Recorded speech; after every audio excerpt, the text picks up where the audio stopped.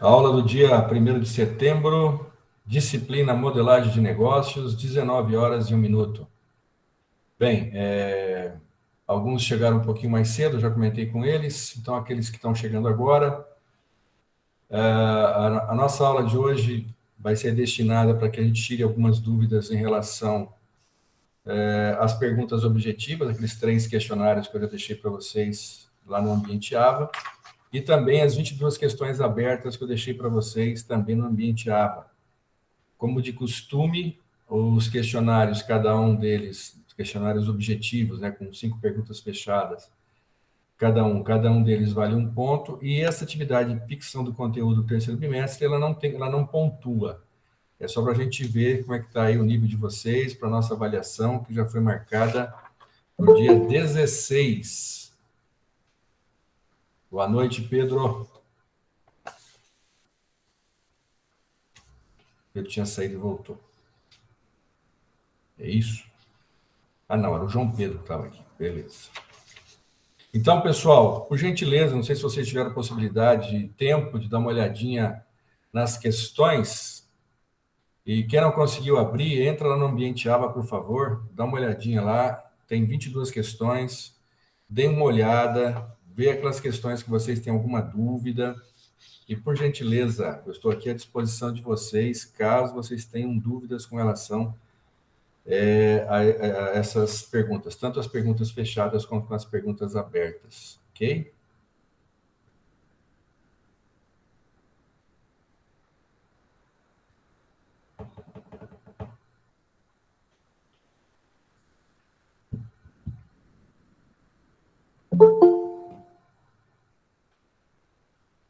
Raquel chegando.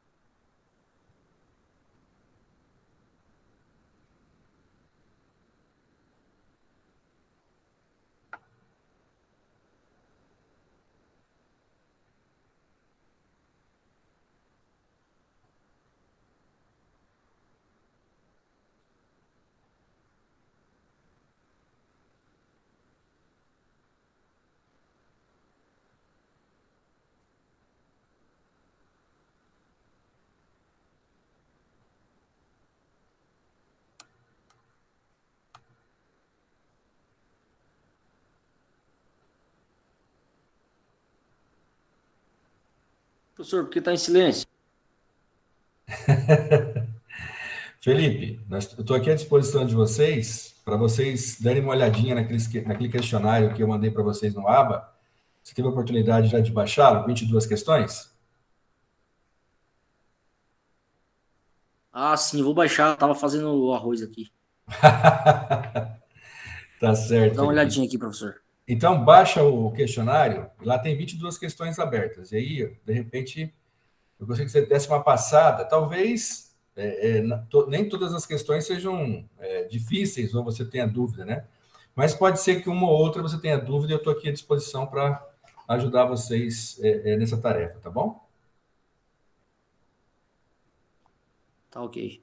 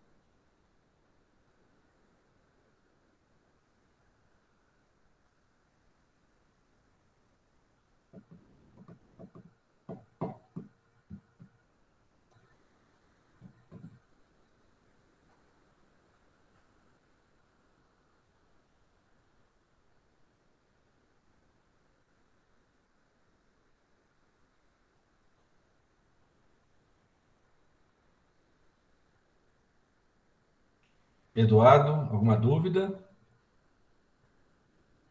Por enquanto não, professor, estou lendo aqui. Tranquilo. Luiz Gustavo, alguma dúvida?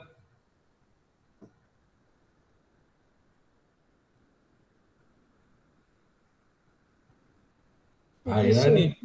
Oi, fala, Eduardo. nessa número 4 aqui, Oi, está não. escrito assim, ó, o fato de realizarmos um bom plano de negócio nos garante o sucesso do nosso... Ah, não, peraí, é a número 5. Hum. Ao terminarmos o plano de negócio e decidirmos pela abertura da empresa, devemos deixar de lado o plano de negócio? Essa aqui a resposta é não, né? Mas tem o fato de que ele tem que se renovar a cada 5 anos, não é? Lógico, nós temos que renová-lo, mas não há 5 anos, Não há viu, cinco Eduardo? anos, né? Não, não, eu acho que esse tempo é muito longo, Aham. tá? Então, qual seria a resposta aqui, né? Então, ao terminarmos o plano de negócio, decidirmos pela abertura da empresa, devemos deixar de lado o plano de negócio? Não, né? O plano de negócios, ele tem que estar lá do nosso lado, né? Na nossa mesa lá. Não podemos engavetar esse plano de negócio. Por quê? Porque ele é a nossa bússola, a nossa É a orientação. base, né? É a base.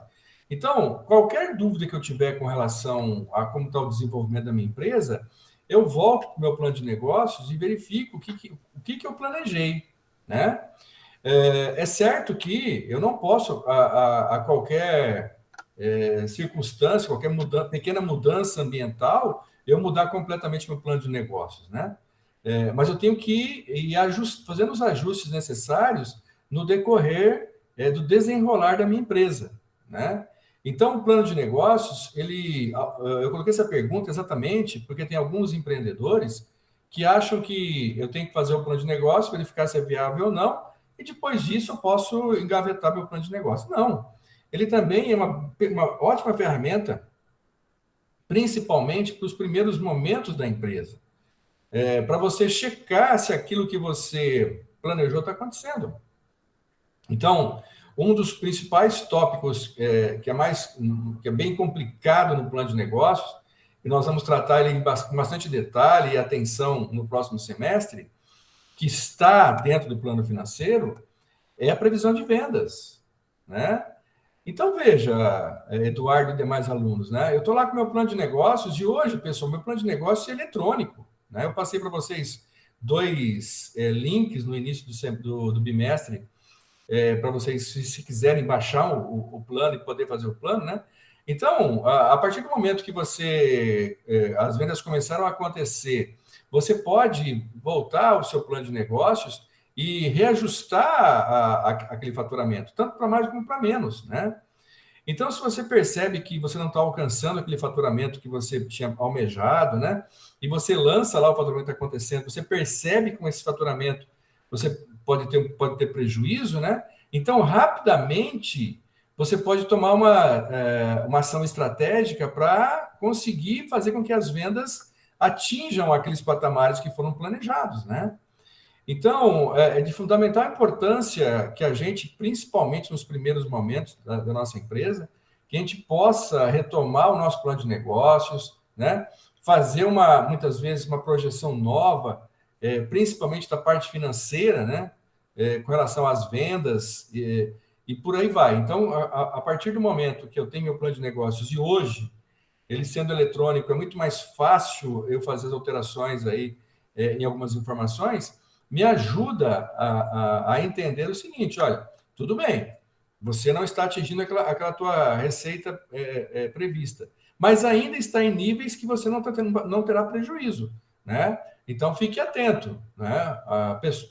Empreendedores mais arrojados, talvez nem esperem, já passem a ter uma atitude um pouco mais agressiva, como, por exemplo, aumentando o investimento em comunicação na busca de atrair novos clientes, né? Então, pessoal, é fundamental, né, que você tenha do seu lado e caso você perceba que as situações não estão acontecendo de acordo com o planejado, você possa replanejar, possa desenvolver novos cenários e, a partir daí, estabelecer algumas outras estratégias, né? Ficou claro, Eduardo? Ficou sim, valeu. O Luiz Gustavo está lendo e a Nayeli está na 7. Muito bem, né? O que caracteriza uma MEI? Bom, vamos lá. O que caracteriza a forma jurídica MEI? Microempreendedor individual, né? Bom, de modo geral, é o cara que trabalha sozinho, né? No máximo, ele pode contratar uma pessoa, né? Tem um limite de faturamento que agora não veio à minha cabeça, qual que é o valor que ele pode faturar, né? Fala, Pedro. É 81 mil anual. 81, obrigado, Pedro, né? Então, caracteriza-se, né, por você ter uma pequena empresa, né? Então, você pode ter no máximo um funcionário, faturar X por ano. Se não, se você faturar mais do que isso, você acaba se desenquadrando desse regime, né? A legislação ela está mudando constantemente, né? No passado, nós não tínhamos tantas opções, EIRELI, MEI, né? Uma série de nomenclaturas aí e tipos, né? Para você abrir uma empresa, né? E a legislação está muito rápida e está evoluindo com relação a isso, né? Então, nesse momento, quando você vai montar a sua empresa, é fundamental que você se assessore de um profissional que esteja atuando no mercado, né? Então, os nossos alunos de contábeis, por exemplo, ao se formar, com certeza vão receber muitas pessoas para que eles possam dirimir dúvidas, principalmente com relação a questões como essa, né? E aproveitando a pergunta da Nayeli, eu vou mais um pouco a fundo, né? E vou falar do sistema tributário, né? Que tem muitas vezes a gente acredita que o sistema simples seja o sistema mais vantajoso para todas as empresas, né? E nós temos que fazer um estudo, né? Para verificar se o tipo de negócio, o tipo de produto, por exemplo, que você vai comercializar, se realmente, né? Você está no simples, você vai ter economia tributária, né? Pode ser que, de acordo com o tipo de produto que você trabalhe, você tem que trabalhar com uma empresa normal, né? Onde você tem lá crédito e débito de ICMS, você tem uma situação normal lá com INSS e coisa e tal. Então, quem faz isso? Novamente é o contador, né? Então, o contador, muitas vezes, ele vai fazer uma análise, vai verificar se você trabalha com muitos produtos de substituição tributária, né? Que o imposto é retido na fonte, né? Então, você não teria que pagar o imposto aqui quando você vende o produto, né? Já se no simples você paga pelo seu faturamento, né? Faixas e coisa e tal, né? Então, opa, o pessoal está chegando aqui, o Fernando e o Richard, né? Então, pessoal, veja, planejamento, né? Então, a gente não pode ter muita pressa, né? Hoje, né, o alvará eletrônico nos permite que a gente consiga o alvará aí em poucas horas para o funcionamento, né? É lógico que depois o fiscal vai visitar a sua empresa para verificar se você está de acordo com a legislação e coisa e tal. Mas também, eu fico feliz com isso, palma, parabéns, mas a gente não pode também correr e abrir uma empresa sem antes verificar essas questões, né? Então, qual o tipo de empresa que eu vou abrir nesse momento, né? Será que o faturamento que eu pretendo para a minha empresa, ela se encaixaria com o MEI? Será que daqui a um ano eu vou ter que desenquadrar e partir para outra modalidade, né? Será que é mais interessante trabalhar no regime simples ou no regime normal de tributação, né? Então, o país, né, ele está buscando, está desenvolvendo, né? O Bruno, se não me engano, pediu para que eu desse uma olhada naquelas questões da nova MP, né, do ambiente de negócios. Eu falei rapidamente com vocês na aula um pouquinho sobre ela. É uma tentativa do Brasil, né, sair de centésimo, 24º lugar, entre 190 e poucos países, né, para pelo menos 80, né, em termos de facilidade em você abrir negócios. Então, veja, mesmo com todo esse esforço do governo brasileiro em melhorar as condições para você abrir uma empresa, ainda nós estamos muito distantes, né, pessoal? No universo de aproximadamente 200 países, vocês, com todo o esforço, né, quer dizer, nós estamos hoje em centésimo, 24º, com todo o esforço, queremos chegar no 80º, né, mesmo assim tem um caminho muito longo a percorrer, né, principalmente na questão tributária, que é um emaranhado de leis e coisa e tal, e que dificulta você entender realmente qual seria o melhor caminho para a sua empresa. Então, né, Luiz Gustavo, já vamos para 14, tá? A Nayeli falou, você vai para 14, depois do Luiz Gustavo. Então, pessoal, sem desmerecer, muitas vezes, alguns profissionais contábeis aí, que quando são visitados por empreendedores, a pessoa acaba indicando já o simples, por ser uma forma mais fácil de, talvez, você contabilizar toda a movimentação da empresa, mas cabe sim ao contador um estudo mais detalhado para verificar qual é o regime tributário mais interessante para a sua empresa, né? As grandes organizações, aí eu falo principalmente dos bancos, né, que tem aí escritórios de advocacia enormes que trabalham principalmente na área tributária, eles passam boa parte do tempo se dedicando a encontrar brechas na lei para que eles possam pagar menos impostos sem infringir a lei, né? Agora, o micro e pequeno empreendedor, ele não tem tempo, não tem recursos para isso, né? Então, uma boa assessoria contábil, com um profissional experiente, né? E vocês, os nossos contadores, depois de formados, quando começarem a atuar no mercado, vão perceber como isso funciona, né? É importante, né? Quer dizer, então, eu quero acelerar o processo de abrir minha empresa. Opa, se eu posso ter um alvará em questão de horas, parabéns, Brasil, parabéns, Prefeitura de Maringá. Mas, dentro do meu planejamento, dentro do meu plano de negócios, eu não posso também pular etapas que lá na frente pode ficar mais caro, tá? Nayeli, foi a Nayeli que perguntou? Foi. Nayeli, mais ou menos ok, entendeu? Entendi, pronto, obrigada. O Luiz Gustavo pergunta da questão 14. Em que consiste o método de determinação de preço do markup? Né? Ok. Luiz, se não me engano, está na aula 4 desse bimestre, né? Depois você pode dar mais uma olhadinha lá. E esse é um método, eu coloquei essa pergunta aqui exatamente para trazer o assunto novamente à tona, tá? Quando os empresários, os empreendedores, muitas vezes estão montando um negócio, né? E aí não é nenhum desmérito, né? Eu sempre falo isso, né? Porque você montar uma empresa no Brasil tem que ter muita coragem, correr muitos riscos, né? Muitas vezes as pessoas não estão preparadas exatamente para, né? Não tiveram uma formação em gestão para entender como é que é a formação de preço. E tem muitos que trabalham com essa técnica. Que é, pessoal? É você pegar um produto, né? Por exemplo, aqui, ó, né? Tem aqui uma água mineral. Né? Meu tradicional exemplo, né? Que nunca me deixa nas minhas aulas, né? E aí eu paguei R$1 nessa água mineral, hipoteticamente, né? E aí ele coloca um percentual em cima, né? Ele fala o seguinte, olha, eu quero ganhar aqui 80% em cima desse produto, né? Ganhar, quando eu falo, pessoal, muitas vezes o empresário fala ganhar é ele, com 80%, ele pagar os custos e ter um lucro, né? Então, o método do markup é um percentual, né? Que ele pode ser aplicado ao preço da nota fiscal, preço de compra do produto, ou ao preço de custo, ao preço que você já calculou todo o custo do seu produto. Então, por exemplo, ao invés de trabalhar com 80%, né, eu vou calcular todos os meus custos que incidem para eu poder vender essa água. Né? Por exemplo, vai ter que ter um freezer lá no meu bar, né, os custos fixos, os custos variáveis. E eu percebo que eu tenho aí, por exemplo, 50%, hipoteticamente, né? 50% de custos fixos e variáveis que incidem sobre esse produto, né?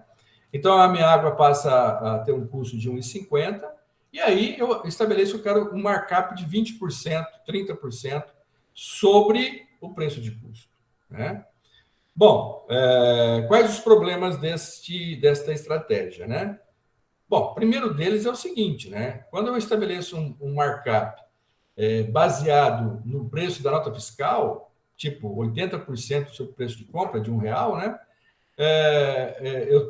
Muitas vezes eu não tenho claro comigo quais são meus custos, né? Então, isso vem, pessoal, né? Não é uma metodologia errada, tá? É válida, mas esse é um hábito que ainda vem da época de inflação, né? Muitas vezes eu ia visitar colegas da área de confecção E o cara falava, como é que você calcula o preço do seu produto? Eu falava assim, eu pego aqui o preço que eu compro de uma calça jeans, por exemplo, R$ 30, e multiplico por 2, né? Então, R$ 60 mais o preço de custo. Então, eu vendo ela por 90, né? Então, é 200% em cima do preço de compra, né?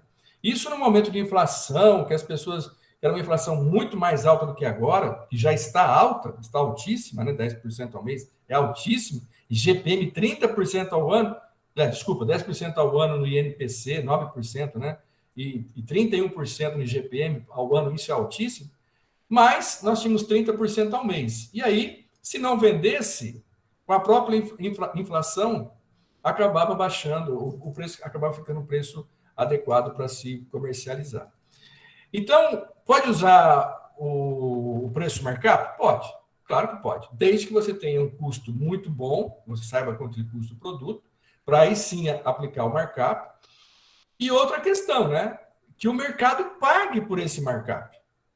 Né? Se você está sozinho no mercado, tudo bem. Né? Então, eu sou o único produtor de água mineral de garrafinha 300 ml. Tranquilo. Então, eu vou estabelecer meu custo, boto um markup, por estar sozinho no mercado, provavelmente eu consiga vender. Agora, se eu tenho outros fornecedores no mercado, outras empresas trabalhando no mercado, elas vão dar lá um valor máximo que você pode vender. Então, eu coloquei aqui um markup e esse preço vai ficar um preço de mercado R$ 2,50. Mas os meus concorrentes estão vendendo a 2. Quer dizer, então eu quero vender a R$ 2,50 por meio do markup, mas eu não consigo, porque os meus concorrentes estão vendendo 2 e os meus clientes não percebem que meu produto vale a pena pagar R$ 2,50. Correto? Então, é uma técnica válida, muitos usam, mas eu tenho que ter muito cuidado quando tomar. É um percentual aplicado ao preço de custo do produto, de forma bem rápida e rasteira. Entendeu, Luiz? Já deu sede.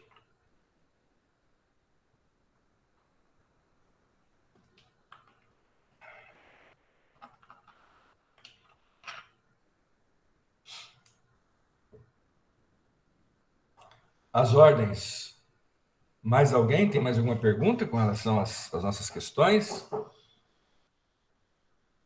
Quem está chegando agora? Nós estamos... Fernando está chegando agora, acho que o Richard também chegou agora. Rafael também, né? Então, nós estamos discutindo as questões do questionário que foi enviado para vocês no AVA, no ambiente AVA, né? E são 22 questões.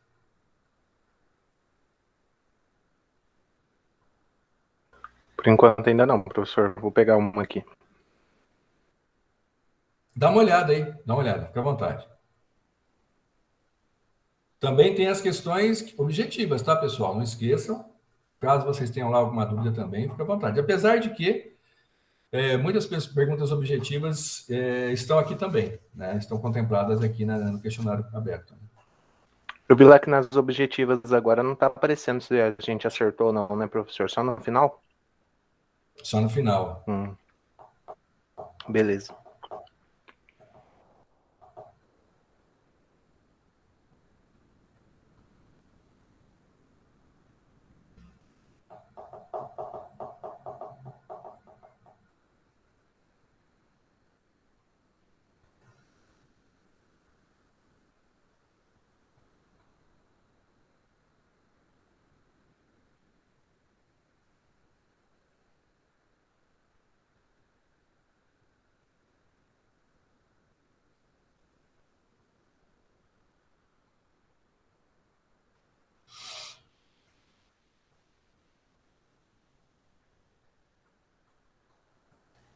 Professor, Pois não, Eduardo?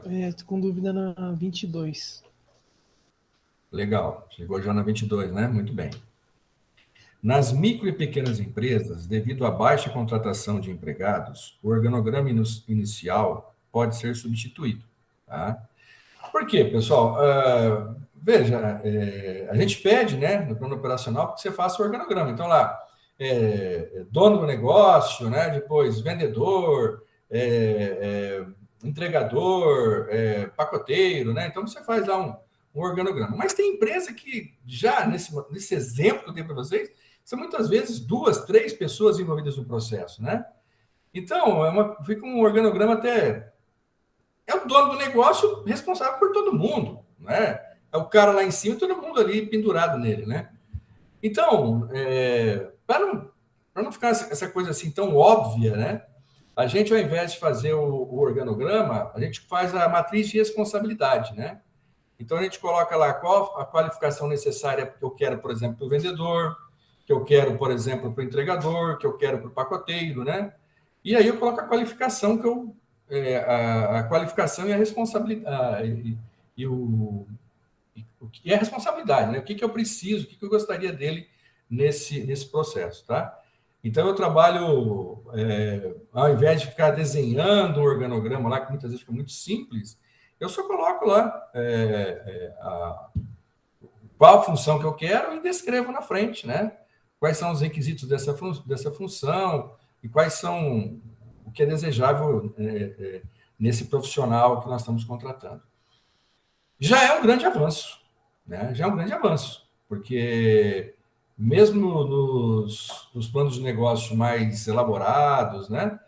Eu percebo que muitas vezes as pessoas colocam somente qual a função. Eu preciso de 2 vendedores, preciso de 3 auxiliares de produção, mas não coloca especificamente o que você espera daquela pessoa naquela função específica, né? Deixa eu ver aqui, deixa eu abrir aqui. Deixa eu ver se eu encontro aqui.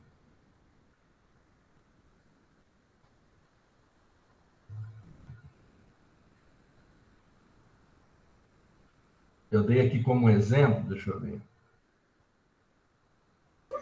Mas como que eu faço? Eu vou realizar um procedimento desse, onde determina cada função de cada um, professor? E como que eu vou fazer com que esses funcionários eles sejam proativos, para que eles possam também atuar em outros departamentos, saber sempre algo de outro departamento, que caso seja necessário eu utilizar ele? Bom, então veja bem, eu dei um exemplo aqui, Fernando. Estou vendo um exemplo aqui na última lâmina que eu passei para vocês. De auxiliar administrativo. Quais são as qualificações que eu quero dessa pessoa? Tem ensino médio completo, conhecimentos em informática, e aí eu coloquei a experiência, um ponto de interrogação, né? O que ele vai fazer? Qual que é a responsabilidade dele? Responsável pela estruturação das informações necessárias aos relatórios administrativos. Então, Fernando, quando você vai estabelecer lá quais são as qualificações que essa pessoa precisa para fazer parte da sua equipe, você vai colocar que tem que ser uma pessoa proativa, uma pessoa que saiba trabalhar em equipe, né? É fácil encontrar isso? Claro que não, né? Mas você, pelo menos, pensou em quais são as qualificações necessárias. Quando a pessoa procurar você interessada na vaga, você sabe dizer para ela o que ela vai fazer, porque você já colocou as responsabilidades dela, entendeu? Então, é uma forma de você conseguir ter uma contratação um pouco mais precisa, tá? Não é fácil contratar, principalmente no início. E lógico, Fernando, se a tua empresa for uma empresa pequena, você vai contratando muitas vezes até mais assim, tipo por indicação, né? De repente você tem um parente seu que você conhece, né? Então, eu preciso de um cara na cobrança. Opa! Então, tem um primo, né? Tem um primo aí que o cara trabalha na área, vou convidá-lo, né? Mas, com o passar do tempo, né? Que você vai se afastando dessas funções, porque você já não assume tantas outras funções que o RH já não passa mais por você, né? É importante estar bem claro. E já no início da sua empresa, está bem claro para você também não contratar pessoas erradas, né? Como eu coloquei, de repente você procura uma pessoa próxima a você, que não é porque é próxima de você que vai dar certo, às vezes não dá certo, né? Às vezes ela não tem as qualificações necessárias. Eu tive a oportunidade de participar, de auxiliar num processo de contratação de 30 pessoas para a abertura de uma filial, né? E em 90 dias, 6 já tinham saído, né? Então, Por quê? Porque nós erramos na contratação, né? E passou por um filtro enorme, né? Houve primeiro lá uma pré-seleção de currículos, depois nós fizemos um outro filtro ligando para aquelas pessoas que estavam classificadas, ligando onde eles trabalhavam, pegando informação, papapá. Teve a entrevista pessoal, patatá, preencheram um formulário para solicitação de emprego, e mesmo assim, 20% nós erramos logo aí nos primeiros 60, 90 dias, né? Então, é muito difícil você contratar as pessoas. E para não ficar no teu plano de negócios lá, né, uma empresa pequena lá, organograma, dono e vendedor, né? Quer dizer, você e mais um cara que vai ser o vendedor, entregador, pacoteiro, vai ser tudo da empresa, você coloca o que você quer dele nesse primeiro momento. Mas experiência também não é muito viável, né, professor? Porque auxiliar administrativo pode ser o cara que arquiva só os papéis, né? Na função, usar isso como base para contratar também. Ah, quanto tempo você tem de experiência? 3 anos. Aí você pergunta, 3 anos você era auxiliar? Era, beleza, vou contratar você. Mas daí você vai perguntar a função que ele fazia, ele só arquivava papéis no arquivo morto, e ele era auxiliar administrativo. Então tem que tomar cuidado nisso também, na hora de selecionar e pegar tudo que ele realizou durante aquele período, né? Sim, exatamente. Então, quanto mais cuidado a gente tomar nesse processo, é importante. Até porque, pessoal, porque mesmo que você for uma pequena empresa, vai tomar tempo de você. Então, veja só, você está lá e tem mais 2 auxiliares, por exemplo, né? Uma empresa bem pequena, né? E você contratou errado, cara. Então, primeiro que você vai ter transtornos porque vai fazer o serviço de forma inadequada. Você vai ter transtornos porque você vai ter que buscar novamente essas pessoas, vai tomar o seu tempo, né? Então, não é fácil não, tá? Você montar a equipe não é fácil mesmo.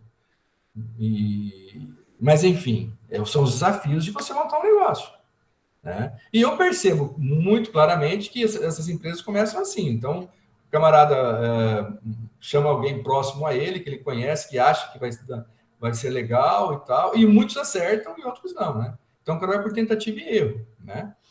Espera-se também, né? O Fernando fez a pergunta, espera-se também que a pessoa tenha um certo nível de ambição, né?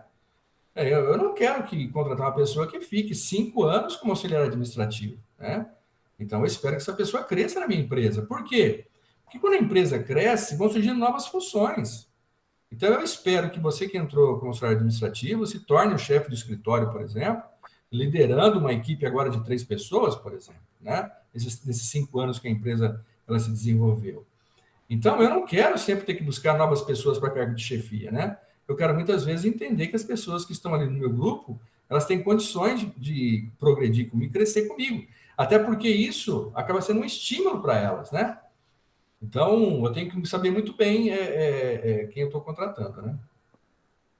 Professor, eu sei que é viável também você pegar pessoas com experiência, muitas vezes que a empresa pede que você tenha uma experiência, mas numa pequena empresa de início, não é mais viável você ter, é claro que ter alguém que já tem uma experiência, mas que seja de indicação de alguém, um exemplo, e contratar, o exemplo, mais 2 pessoas que não têm experiência nenhuma, aonde você pode ensinar elas simplesmente tudo que é o correto, porque quando você pega gente com experiência, ela ainda, durante a experiência dela, ela traz as malícias.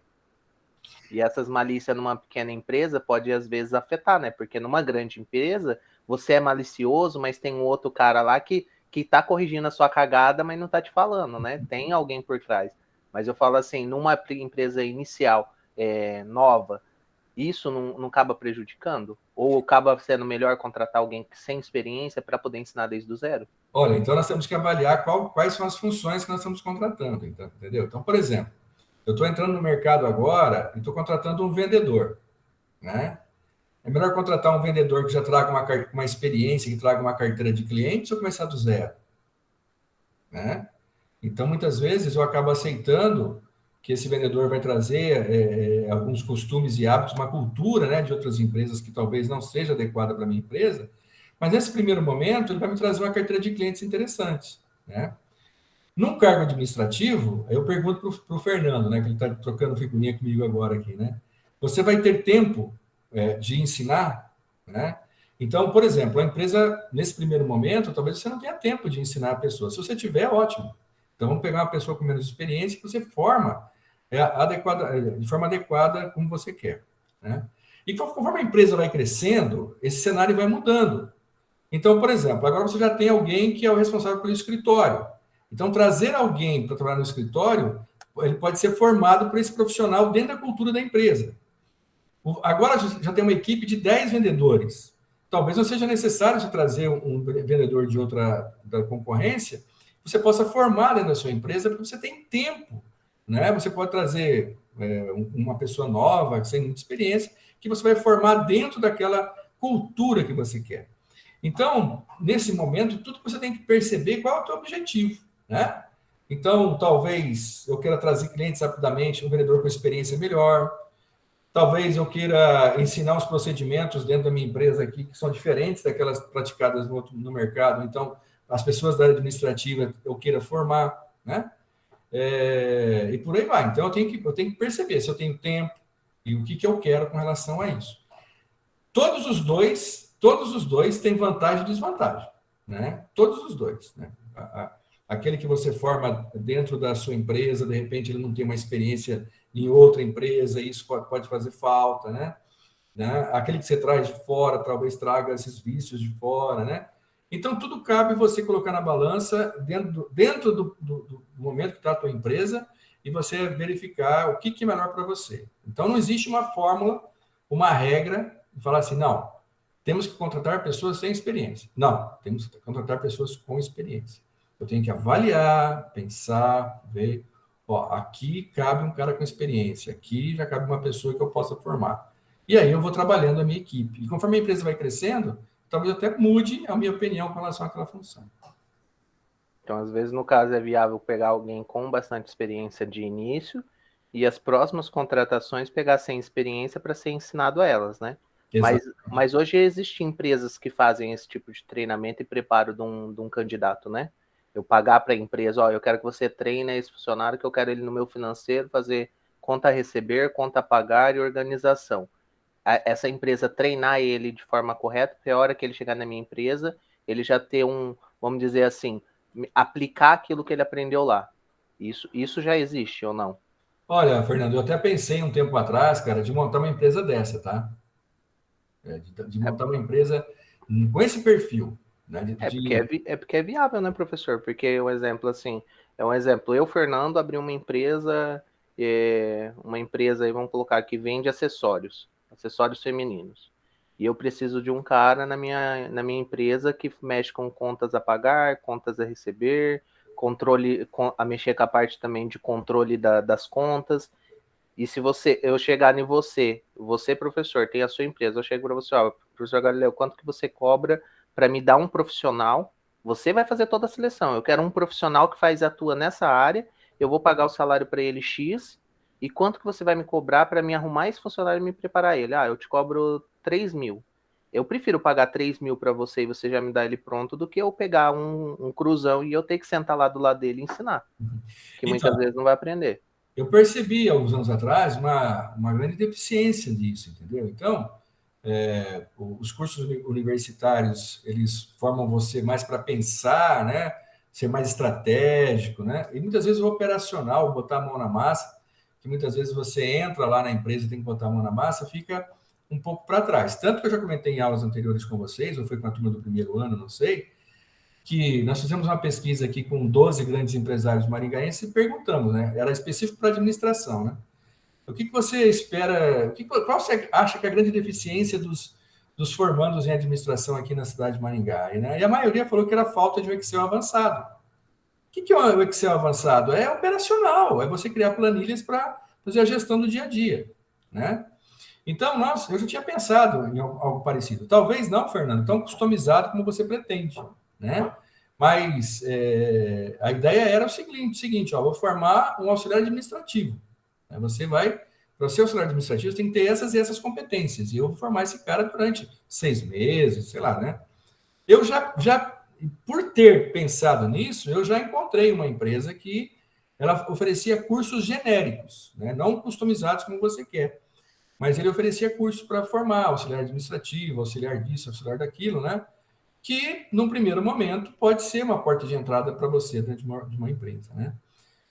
Mas depois me surgiram outras oportunidades de trabalho, aí eu acabei não dando sequência ao meu plano de negócios para montar essa empresa. Mas, como você sente essa dor, né? Essa falta, né? Eu também, quando estava atuando dentro da empresa, eu sentia esse mesmo problema. É que para você abrir uma empresa nesse segmento, né, professor, você, no mínimo você teria que ter 3, 4 funcionários de, vamos dizer assim, de grosso calibre, né? Que sejam pessoas proativas, que aprende fácil, e essa pessoa ficar pelo menos 1 a 2 meses dentro da empresa e ver qual que é o problema, qual que eles mexem, como eles fazem, e você saber o que que ele precisa e o que você vai preparar. Então, querendo ou não, você precisaria de profissionais bem capacitados para fazer esse tipo de análise, né? Porque não é simplesmente eu quero um cara para o financeiro para receber. Mas e aí, qual o sistema que ele usa? Qual que é a forma que ele trabalha? Eu vou ter como usar isso lá na minha empresa e montar para ele, tipo, essa pessoa você pode colocar para trabalhar para você, lá onde você vai estar dando o curso, pegar alguns casos que a empresa já tem para ser resolvido e colocar a pessoa para resolver. Quando ela chegar, ela já vai ter familiarizada com o sistema, né? Que nem hoje eu trabalho na Uningá e eu uso o Jacad, eu trabalho com o financeiro, né? Eu cuido da parte do EAD. Então, assim, quando eu cheguei ali, eu, como já trabalhei antes, eu sabia a questão financeira, como funcionava a parte acadêmica, tudo isso. Mas quando eu peguei ali o sistema Jacad, eu falei para você, eu tava perdidão. Eu levei umas 2 semanas para poder me achar o rumo ali de novo no sistema financeiro. E agora mexo em qualquer coisa. Mas assim, eu vejo assim que tem muita dificuldade, né? A gente tem situações assim que a gente percebe de outras situações, né? Que é bem, vamos dizer assim, bem alarmante, porque tem muitas situações aí de empresa, até que onde eu trabalhei, que o financeiro ele fica meio, desculpa a palavra, mas fica meio azaralho, fala, né? Que lá no quartel ele falava assim, azaralho, que é Deus a dará. E, tipo, não tinha um cara que controlava diariamente aquilo ali. Que nem a Uningá, ela é bem rígida nessa parte, né? Mas a outra empresa que eu trabalhava, ela era bem, tipo assim, quanto que recebeu essa semana? Vixe, não sei, deixa eu ver aqui, pegar os papelzinhos, ela olhava nos papéis o valor que estava anotado. Não dá, né?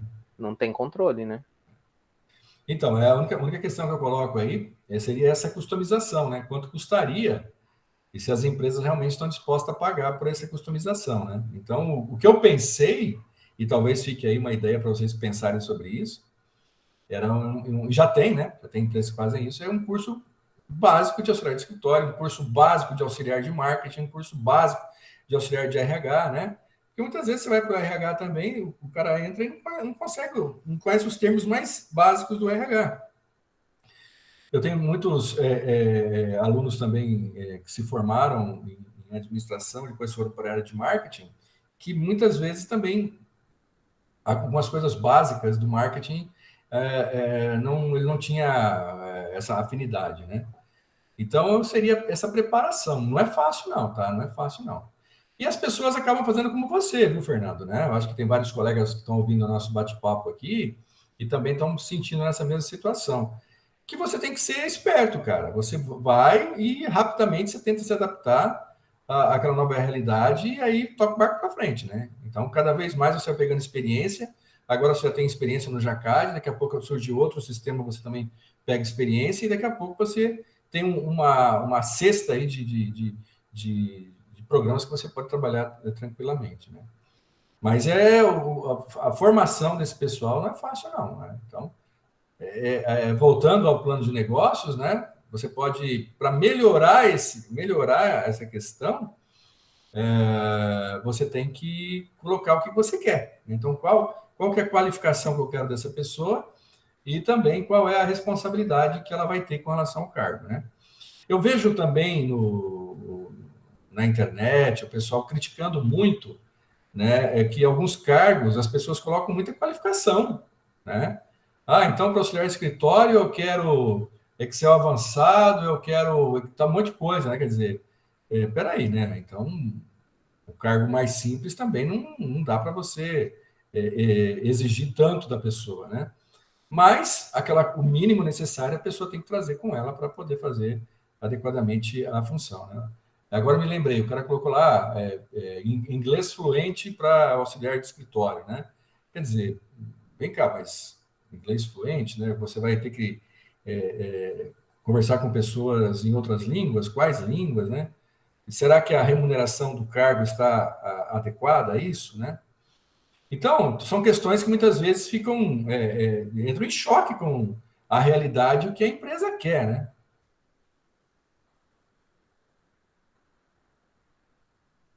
Mas é uma boa discussão, levar uma boa discussão. Essas empresas que pedem assim, essa qualificação tão grande assim, né, professor?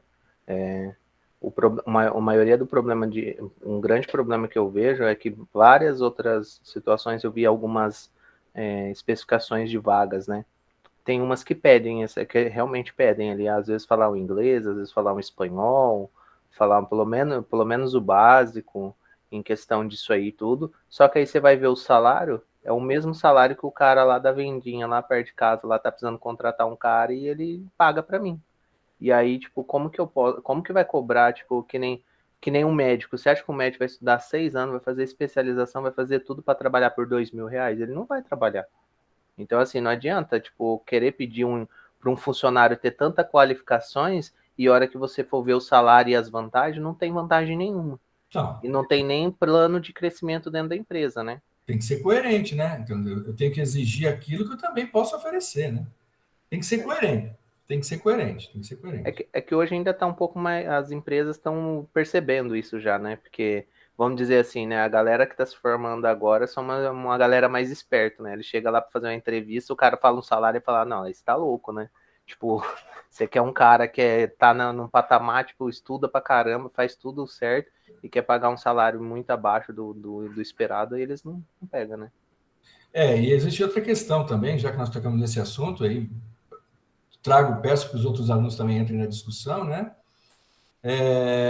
Que muitas vezes o empresário não percebe, né? Porque aquela função que ele está querendo contratar uma pessoa tem que ser uma pessoa qualificada e essa pessoa ela tem que trazer resultados, ela está sendo contratada para trazer resultados, né? E, por exemplo, vou contratar um gerente de vendas aí para comandar uma equipe de 10 vendedores, né? Ele tem uma responsabilidade de comandar 10 pessoas que estão diretamente envolvidas aí com o coração da empresa, que é o faturamento, né? Então, quanto que eu vou pagar para esse camarada, né?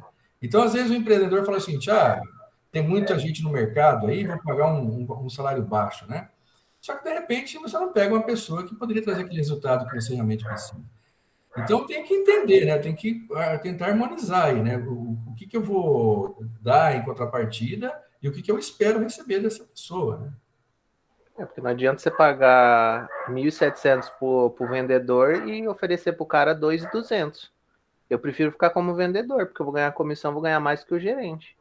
Porque o vendedor individual, se ele bater a meta, ele tem comissão. O gerente é referente à meta de todos os 10. Se ele não bater, se os 10 não bater, ele não ganha comissão.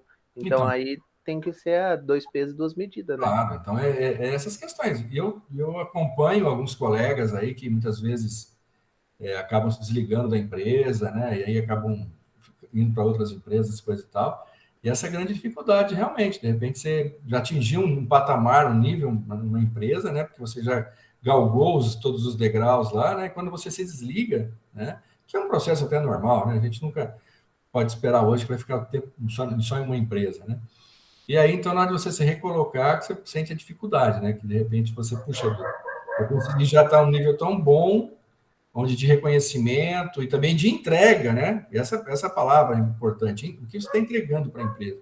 E quando você vai para outra empresa, às vezes o cara fala para você e fala assim, mas você é muito qualificado, né? Eu queria uma pessoa menos qualificada. Olha que interessante, né? Quer dizer, Às vezes é ambição, né, professor? Porque tem momentos dentro da empresa, acredito que você já tem uma vivência maior, conhece bastante gente, você já teve esse contato com isso. Mas eu conheço gente que ela é muito ambiciosa e o cara chegou num patamar da empresa que a empresa não tinha mais nada para dar para ela. E ela pediu para sair da empresa porque ela achou outra vaga onde ela poderia crescer mais do que ali. Foi para inicialmente ganhar menos do que estava ganhando, porém a ambição dele era maior em ganhar mais, e ganhou, realmente. Passou lá, o contrato com o cara foi o seguinte, ó, eu em 6 meses eu te dou o resultado X, e se eu atingir esse resultado, eu quero tanto de salário. O cara falou, ó, se você bater, eu te pago o salário que você está pedindo. O cara foi, bateu e cumpriu. E aí continuou. Mas daí a ambição vai até onde ele consegue, né? Perfeito. Não, depende das características de cada um, né? Então, isso também é normal. Você sair de uma empresa para entrar em outra, às vezes ganhando menos, né? Tive o caso de um aluno, um dia me perguntou, professor, eu quero ser consultor, né? Quero sair da faculdade, mas quero trabalhar com consultoria. Eu falei, olha, não é fácil, né? Porque tem que ter nome, né? Ser conhecido e coisa e tal. Mas qual é o caminho? Eu falei, então trabalhe numa empresa de consultoria, para você já ir fazendo contatos, né? E coisa e tal. Então ele deixou um emprego que ele estava ganhando já 2x, por exemplo, para ser estagiário na empresa de consultoria para ganhar 1x, ganhar metade, né? Só que, rapidamente, né, ele conseguiu, de estagiário, ser efetivado, já passou a ganhar mais do que ele ganhava na outra empresa, e em pouco tempo ele foi dar consultoria especificamente para uma empresa que era cliente da onde ele trabalhava. Então, ele fez um planejamento, ele planejou, ele falou, não, às vezes eu tenho que realmente abrir mão de alguma coisa para poder, né, conseguir ter algo mais lá na frente. Isso é normal, isso é normal. É que os patrões, eles não têm aquele pensamento, né? Tem não sei se você já viu algum vídeo dele, que é um cara que vive numa van, anda pelo Brasil inteiro, ele era um cara muito rico, família rica, mas ele vive numa van e ele fala assim, ó, vou viver desse jeito. Porque ele fala que o maior problema dos chefes, donos de empresa, é que ele não tem a visão da seguinte forma, será que se eu pagasse esse salário que eu estou pagando para o meu funcionário para fazer a mesma função, eu trabalharia por esse mesmo salário? Então, tipo assim, será que se eu estivesse pagando para mim mesmo esse mesmo salário, eu trabalharia? Então, essa é uma visão que a gente não vê em muitos chefes, né? Porque, na verdade, tem muito chefe que, na verdade, ele pode até querer te pagar mais, mas tem um RH, alguma ali, que os caras ficam barrando até o máximo que eles puderem, né? E aí muitas vezes você pode criar outros atrativos, entendeu? O cara tem que saber onde ele quer. Que tipo de perfil você quer para sua empresa? Você quer pessoas de primeira linha?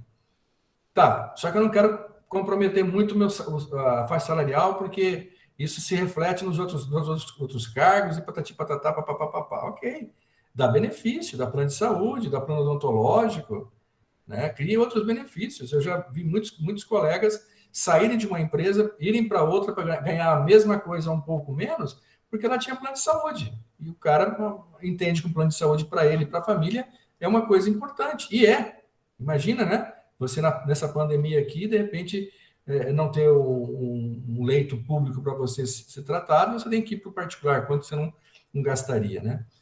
Então, você tem que fazer um planejamento. Quem que você quer com você, né? Quando você... eu costumo trabalhar muito nessa área de vendas, né? Com dono de empresa, gerente de vendas, né?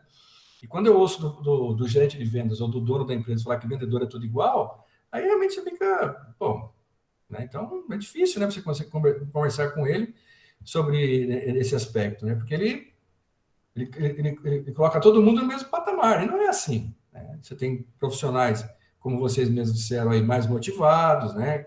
Que às vezes saem do emprego para ganhar menos, para depois crescer, né? Tem outros que são vendedores que estão pensando em montar sua própria empresa, né? Então as pessoas não são todos iguais, né? A questão de vendedor, que esse negócio aí, todo vendedor é igual, isso aí é o que você mais escuta, né? Questão disso, né?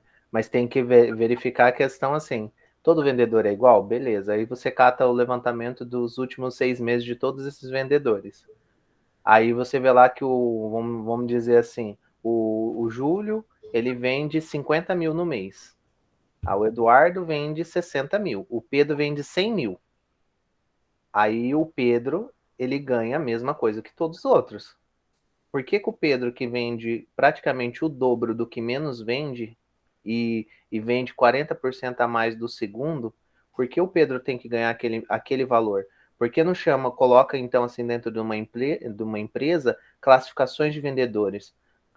Vendedores, tipo assim, primeira classe, segunda classe, terceira classe, cria classes de vendedores dentro da própria empresa, aonde que ele vai, se você atingir essa meta durante 3 meses, você vai subir de classe. Aí você vai ganhar X valor. Se você atingir essa daqui, vai aumentar seu salário. E não aumentar o salário, mas sim bonificar o funcionário. Se durante 3 meses a sua venda caiu para baixo, você reduz a classificação. Então você vai ter uma bonificação menor. Então, assim, seria algo de incentivo para o funcionário. E com certeza, às vezes o Eduardo que estava vendendo menos que todo mundo vai começar a vender mais. Que ele vai falar, opa, vou ter que correr atrás, porque isso se eu for bom, eu vou ganhar mais. E vai ter essa disputa entre os próprios vendedores de sempre estar sendo o melhor dentro da empresa, né? Bonificações, aquela uma tipo funcionário do mês vai ganhar um X de bonificação no final do mês. Então, esses incentivos que muitas empresas... É raro você ver alguma empresa que faz isso. E as que fazem, você pode ver que é uma das empresas que todo mundo quer trabalhar. Tá certo. Fernando, o papo está muito bom, mas vamos dar espaço para os demais. Quem sabe tem outras dúvidas com relação à matéria, né? Então, vamos dar uma oportunidade para os demais também perguntarem. Alguém tem mais alguma dúvida, alguma questão a mais para a gente colocar aqui no nosso bate-papo? Não que essa seja menos importante, né? Alguém respondeu a 21? Na elaboração do plano operacional, é recomendável apresentar as pessoas que detêm know-how do negócio? Neste caso, o que é esse know-how? Alguém pode me responder?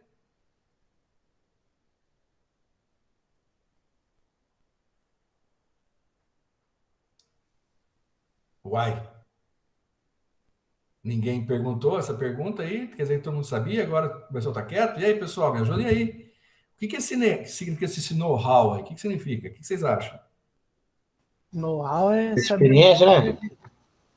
Vamos lá, vamos dar. O Eduardo já falou hoje, o Pedro não. Fala, Pedro. O conhecimento que a pessoa tem na área, a Isso, experiência naquilo. isso mesmo. Quer completar, Eduardo? É saber fazer, né? Saber fazer. Então, tem um conhecimento, né? Então, isso. Olha lá o Luiz, ó, a experiência de alguém em uma determinada área. Exatamente, exatamente. Então, eu quero montar uma pizzaria. Ok, beleza. O que você entende de pizza? Eu entendo comprar pizza. Legal, já é alguma coisa. Mas se o pizzaiolo faltar, né? O que vai acontecer com a sua pizzaria? Fecha naquele dia que ele falta, né? E eu não falo só o know-how nessa questão operacional de fazer a coisa, né? Mas know-how no negócio mesmo, pessoal, nos detalhes, né? Eu tenho falado com vocês, por exemplo, de muitos negócios que você ganha-se, né, numa área que você não imagina. Por exemplo, né? Eu não sei como está hoje, né? Mas no passado, essas lojas de revenda de automóveis, elas ganhavam muito mais com o retorno do que a financeira dava para a loja do que com o percentual na venda do carro. Então, você ia comprar um carro nas garagens, que a gente chama, essas lojas que vendem carro usado, né? E o cara fazia questão de te vender a prazo, não queria vender à vista, né? Por quê?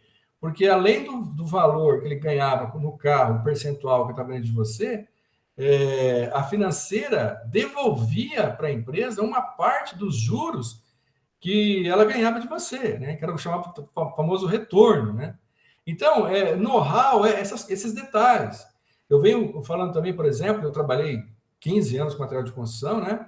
Que eu tinha muito detalhezinho, né? Você pegar um caminhão de areia lá do porto, jogar esse caminhão no pátio e depois com uma pá carregadeira lá você carregar o caminhão novamente, sobrava sempre alguns metros de areia no chão. Por quê? Porque a areia vinha socando lá até aqui, até em Maringá, do porto até aqui, a hora que você derrubava essa areia, ela ficava mais fofa, né? Então, muitas vezes você estava negociando com alguma pessoa uma carga de areia, né? E a pessoa muitas vezes valorizava aquela areia que chegava para ela na casa dela com um caminhão alto, né? Bonito e tal. Era um caminhão que estava com areia fofa, você joga no chão ali, a primeira chuva, pum, some areia, né? Então, todos os negócios, pessoal, eles têm o seu pulo do gato, aquele diferencial que é aí que você está ganhando dinheiro e coisa e tal. Então, esse know-how é importante. Então, quem tem o know-how desse negócio, né? é um dos sócios, né? É alguém que você está contratando. E vem cá, tudo bem, você está contratando alguém, mas como é que você vai segurar esse cara com você, né? Para você não perder ele no meio do caminho, né? Então, entender, conhecer do negócio facilita bastante, ajuda, você pula algumas etapas, né?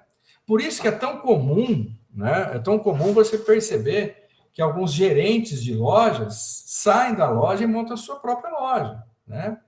Eu acho que eu já comentei com vocês, eu recebi atendi um senhor uma vez que falou, pô, Galileu, é o quarto gerente que sai da minha loja para montar uma loja para competir comigo, né?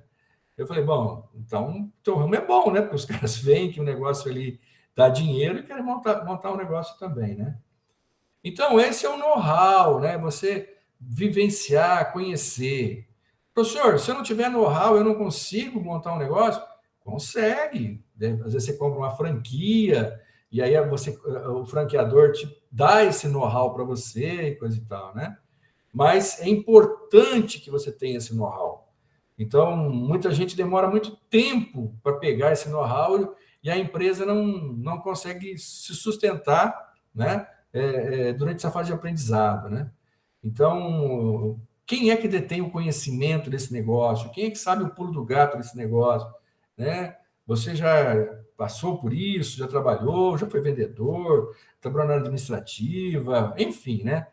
Da onde vem esse know-how? Isso é uma coisa importante no plano de negócio, né? Então, não é desanimar, falar, professor, mas eu não tenho know-how nenhum, então eu não posso montar empresa. Não, não é isso, né? Vamos buscar esse know-how. Às vezes, trabalhar 90 dias numa empresa já é suficiente para você pegar, já ter um conhecimento mínimo para você tocar um negócio, né? Saber quem são os fornecedores, qual é o perfil de cliente, concorrente, né? Para você já ter uma condição de montar um plano de negócio mais estruturado, né? Então, isso é importante. Mais alguma pergunta? Fique à vontade aí, pessoal. Aproveite o nosso tempo. Na próxima quarta, dia 1º, né? Desculpa, na próxima quarta é dia 8. Então, o último dia antes da semana de prova, né? Começa no dia 9. Eu vou trazer um quiz para vocês também, várias perguntas para a gente fazer um ping-pong aqui, né? De outros assuntos que nós não exploramos ainda hoje aqui na nossa matéria. Aí depois nós entramos na semana de prova, tá? Mais alguma pergunta, pessoal? Deixa eu ver se tem alguma coisa aqui que talvez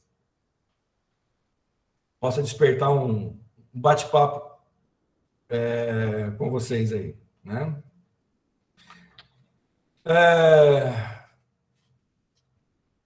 Você profissional, economista, contador, administrador, você profissional, existe diferença em você fazer um plano de negócios para uma pessoa física?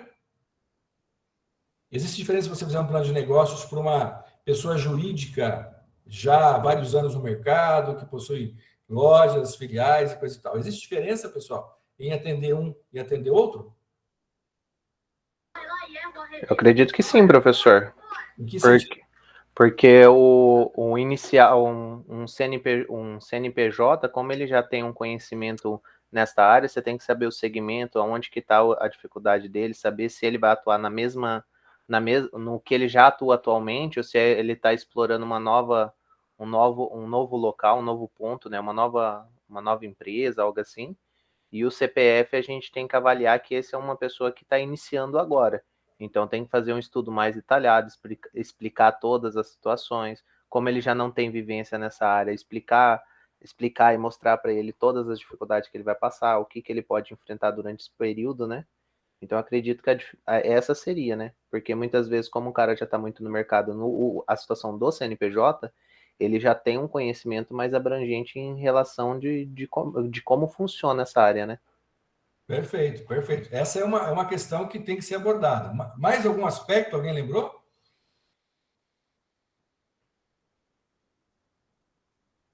Como o Fernando coloca, né? Uma pessoa que está iniciando agora um negócio, ela não entende os riscos que ela pode ter, né? Já uma pessoa, um CNPJ, o cara já entende, já viu, já vivenciou isso aí.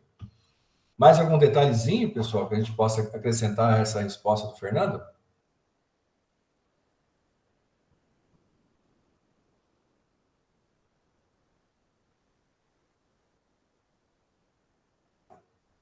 Não?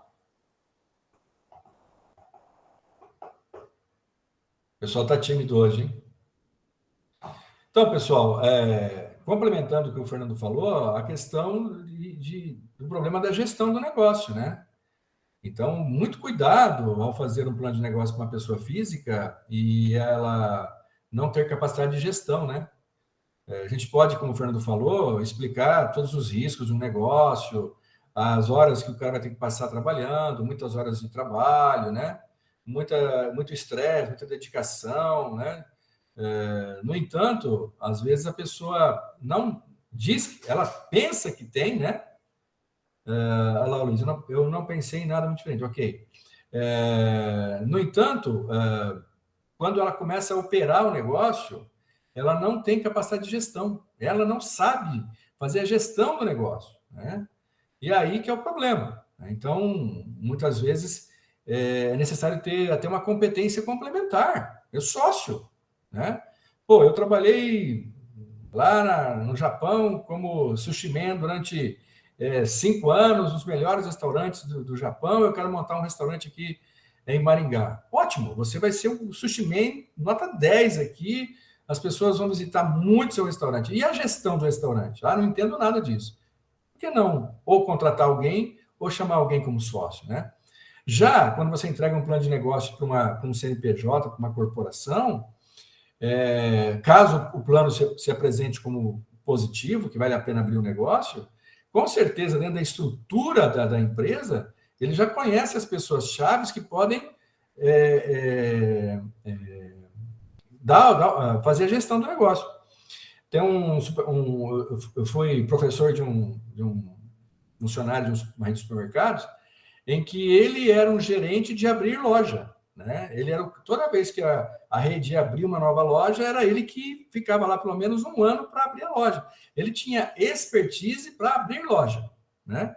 Então, ele abria a loja, aí já para essa oportunidade para abrir outra, ele ia naquela loja, e depois vinham outros gestores com uma experiência também já, né, de gestão de outras lojas, e dava sequência no negócio, né? Então, muitas vezes você faz um plano de negócio com uma pessoa física e o negócio dá errado, ela não admite que foi problema de gestão dela. Ela muitas vezes vai colocar a responsabilidade em você, né? Por isso, pessoal, muita atenção nisso, né? Que quando você vai ao Sebrae para fazer um plano de negócios, ele fala para você, não, eu te dou todo o suporte, mas quem faz o plano é você, né? Porque se não der certo, você não vai dizer que foi o Sebrae que fez errado, né? Você que fez o plano de negócio, o erro está com você, né? E eu entendo isso como justíssimo, porque se fosse diferente, estaria todo mundo dizendo que o Sebrae não sabe fazer plano de negócios e quebrou a empresa dele, né? Então, mais um alerta com relação a isso. Eu já tive alunos que, depois de formados, já no primeiro mês depois de formado, trabalharam com plano de negócios, né? E acho legal isso. Acho que vocês têm que trabalhar assim, né?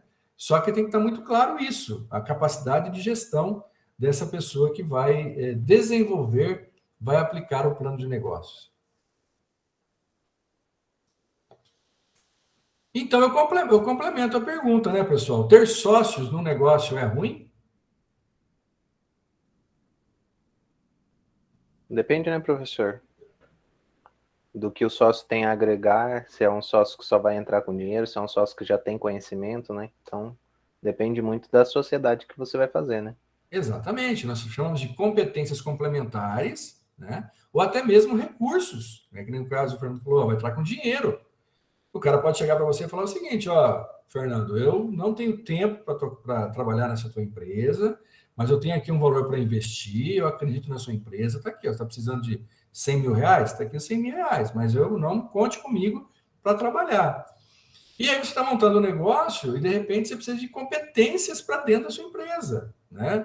Então, você está montando uma indústria, você não tem essa competência industrial em você, né? De cuidar do chão de fábrica ali. Então, você traz um profissional para o chão de fábrica, né? Que pode ser teu sócio. Então, o sócio, ele é bem-vindo se ele vier agregar a sociedade, né? Eu até brinco com os alunos, né? Antigamente era o Romário, né? Agora é o Gabigol, né? Imagina, você tem um time só de Gabigols, né? Então, nossa, puxa vida, vou marcar muitos gols, né? Mas com certeza vai levar muitos gols também. Por quê? Porque o Gabigol ele é um excelente atacante, mas ele não tem as competências para atuar na defesa, né? Como goleiro, enfim, como zagueiro e coisa e tal.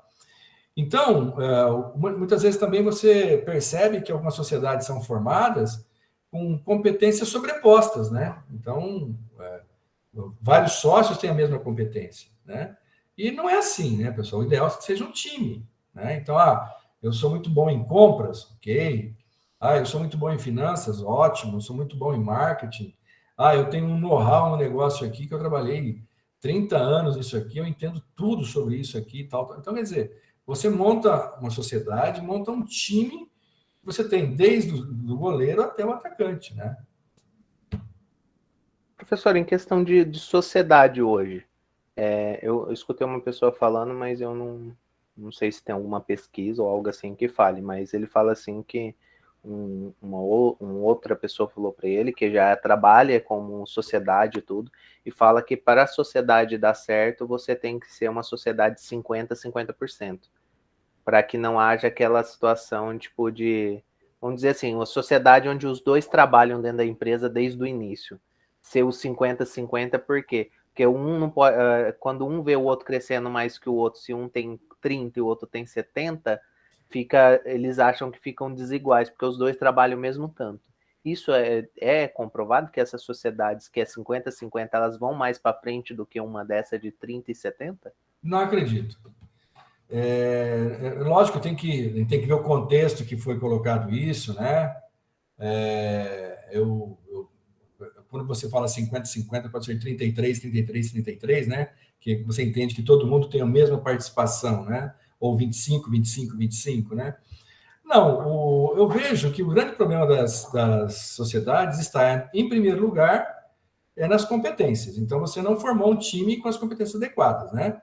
E aí você começa a olhar para outro cara que faz a mesma coisa que você e você acha que faz melhor que ele. Aí vai ter problema, né? Então, nós estamos repetindo as funções aqui, né? Então, tem que ficar muito claro qual é o papel de cada um, né? Meu papel, eu vou ficar aqui na administração e compras. Você vai ser o responsável por vendas. Você vai ser responsável por expedição. E vamos tocar o barco. Fechou, né?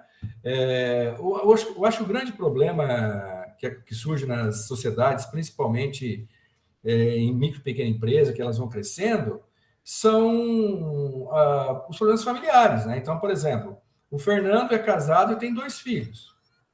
O Galileu é casado e tem 4 filhos. O Richard é solteiro e o Rafael também é solteiro, né? E aí, muitas vezes, os filhos começam a olhar e falar, pai, eu quero um carro zero.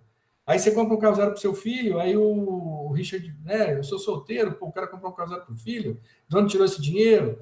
Então, tem que ter uma amarração muito boa no contrato social.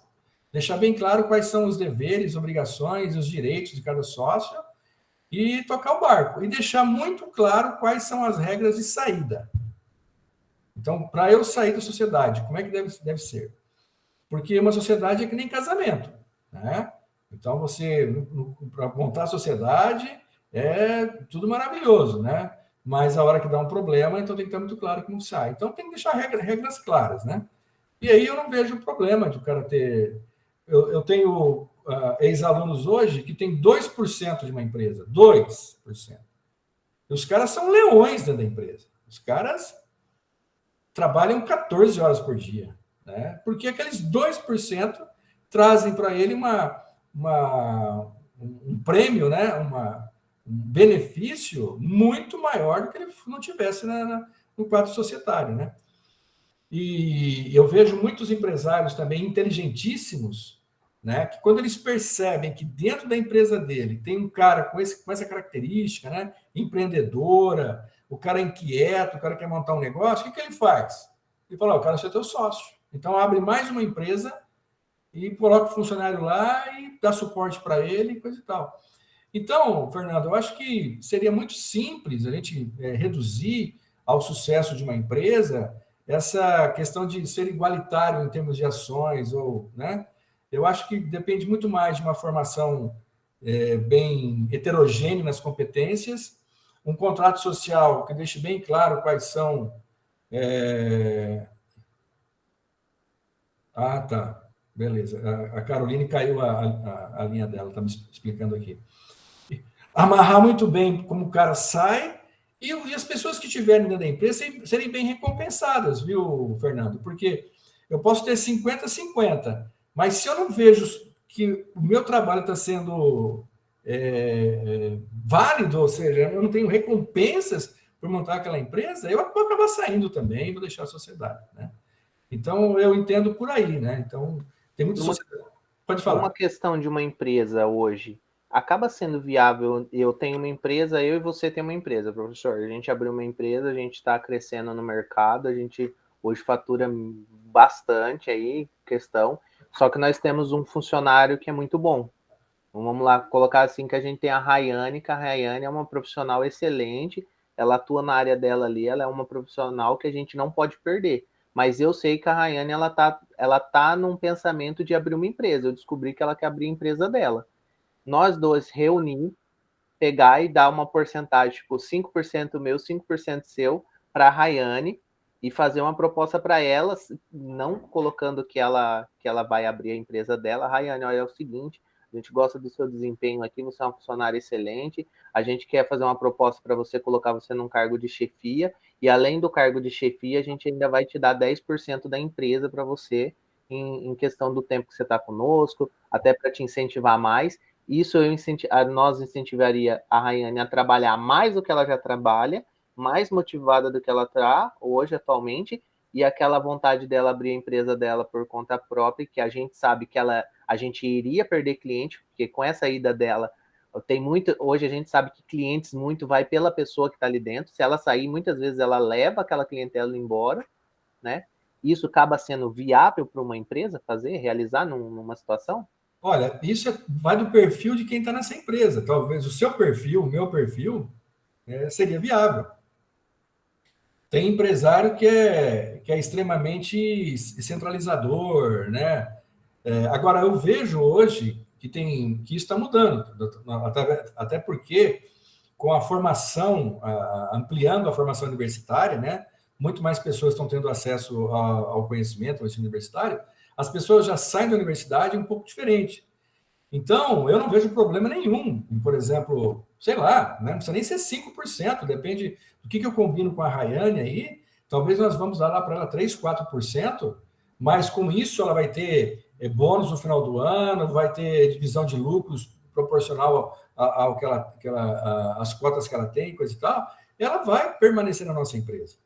E se eu perceber, Fernando, que a Rayane ela não quer, porque ela está com uma nova ideia, a ideia dela é boa, cara, eu vou pedir para ela se ela não quer me aceitar como sócio dela. Tudo bem, Rayane, ó, ela vai sair mesmo, vai. Então vamos montar uma empresa em você. Quer dizer, hoje em dia, e eu já comentei isso com vocês em aulas anteriores aí, se eu não estou enganado, eu gosto de assistir aquele Shark Tank, né, porque muitos tubarões investem na empresa, não na empresa, investem na pessoa que está ali, né? Eu já ouvi muitos dos caras falar o seguinte, olha, eu vou dar um aporte para vocês aí de que vocês estão precisando, 300 mil aí por 15% da empresa, tal, mas eu não estou investindo na empresa, não. Eu estou investindo em você, porque eu quero fazer mais negócios com você. Você entendeu? Então, as pessoas estão reconhecendo as capacidades, habilidades e competências das outras pessoas, ok? Então, eu não vejo problema nenhum. Tem pessoas que são muito apegadas, né? Não, eu tenho quantas cotas? Eu e o Fernando temos 50-50.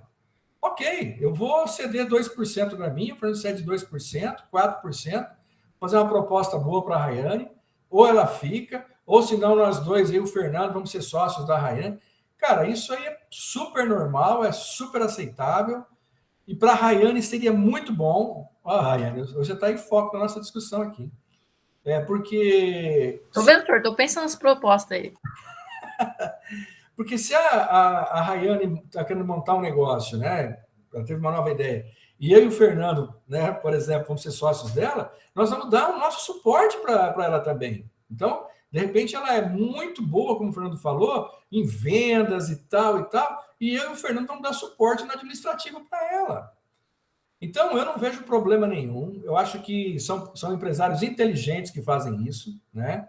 Eu tive a oportunidade de trabalhar um pouquinho com o Wilson da DB1, né? Um dos sócios da DB1, lá no momento eram 3 sócios, né? Quando eu tive contato com a DB1, né? E ele é muito assim, ele abre empresas com os funcionários. Se o funcionário trouxe uma ideia boa, opa, vamos lá montar, vai lá, ó, o que você precisa? Vamos começar aqui dentro da própria empresa, né? Como se fosse lá um coworking. Agora cresceu, não cabe mais dentro da empresa, vamos criar outro espaço. É assim que funciona, né? São empresários com visão, né, pessoal? É entender dentro do seu quadro quais são aqueles profissionais que realmente querem crescer. E é partir para isso, né? Para com isso de ficar pegado, eu vou perder. Não vai perder nada, você só vai ganhar. Eu estou dizendo para vocês, eu tenho um ex-aluno que ele tem 2% de uma empresa. 2%, né? Esse cara, meu amigo, 7 da manhã, o cara está lá no pé da empresa e é o último a sair, cara. E você chega para ele e fala assim, mas vem cá, você não está cansado? Não, não estou cansado. Eu adoro isso aqui. O cara, entendeu? Ele se sente proprietário, dono da empresa. Nossa, hoje a discussão foi longe, hein? Mas tem empresários, né, professor, que ele prefere ter sociedade em várias empresas com pouco percentual para o lado dele, onde ele investe o dinheiro, o conhecimento dele, e às vezes tem 20%, ele só precisa ir lá dar suporte em alguma área que precisa, e às vezes em questão, inicialmente ele abriu a empresa com todo o dinheiro dele, mas às vezes compensa que nem um exemplo, vai ter uma empresa que vai abrir e precisa de 150 mil, eu tenho esse dinheiro. Aí eu abro a empresa inteira e vai ficar lá, um exemplo, a Rayane, que é a empresa que ela quer, ela vai abrir. Eu tenho 20% só da empresa, o resto é dela. Só que eu não vou precisar mais fazer nada, eu vou só dar suporte para ela em algumas determinadas áreas, vou estar indo lá para ver a questão mais burocrática, às vezes que ela precisar, resolver pepino, alguma coisa, mas você sabe que é só aquilo ali que você vai fazer. A parte bruta mesmo do negócio, a pegada do negócio ali diariamente, vai ser ela. Então eu vejo que tem muitos empresários que faz isso, né? Tem um programa nos Estados Unidos, que eu acho que é aquele cara que dá uma nota de $100, $1 lá, que ele é um cara que ele faz isso, né? É o sócio, né? É o sócio, né? Que ele compra uma parte da empresa, o cara, ele fica durante um período até ergueu, devolve pro cara e ele só tem a sociedade. É isso e aí. é muito interessante aquilo lá. Sem problema nenhum, entendeu? E quando é bom para as duas partes, ótimo, entendeu? Aquela história, desapega, né? Desapega, cara. E toca o barco. Essa empresa já tá andando sozinha? Vai sozinha.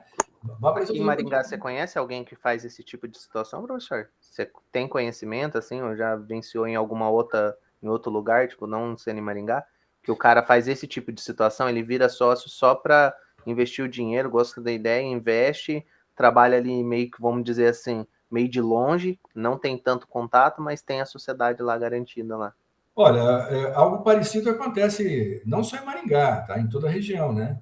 O próprio Sebrae, com o advento das startups, ele estimulou o surgimento de grupos de investidores, né? Então, lá em Londrina, quem faz a gestão de um desses grupos foi meu aluno, né? Então, por exemplo, tem lá 10 empresários, cada um deu lá, por exemplo, R$200 mil, fizeram um capital de 2 milhões, e aí eles vão buscando startups, vão investindo, e além de investir o dinheiro, eles se tornam mentores daquelas startups, até elas tomarem corpo, depois vendem, entendeu? Então, hoje a mentalidade dos empreendedores está bem diferente, bem diferente, né? Você não tem tanto apego. Você vê o próprio seu Wilson Matos, ao vender a Unicesumar para o grupo lá da Uniaself, né? O próprio Aldo Componentes também foi vendido, né? Por 1 bilhão e pouco aí. Então, pessoal, é lógico que esses camaradas com esse dinheiro todo, eles não vão colocar esse dinheiro lá no banco e ficar na praia tomando água de coco, né? Com certeza eles vão curtir a vida, com certeza, vão mesmo, né? Mas eles vão pegar esse dinheiro e vão investir. Vão investir em startups, vão investir em novos negócios, né? Esse é normal. Então, a gente percebe hoje que a mentalidade empreendedora dos empresários, aí, principalmente aí, com o advento das startups, está bem diferente, né? Então, existe Maringá, eu esqueci o nome dos grupos, né? Mas tem grupos, sim, de investidores que estão ali juntos para dar esse suporte aí para as empresas crescerem, e eles, claro, eles querem lucrar. Ninguém vai colocar lá 200, 300 mil numa empresa a fundo perdido, não. Eles vão escolher bem as empresas, vão dar o suporte para elas, para que elas cresçam e eles ganhem muito mais, né?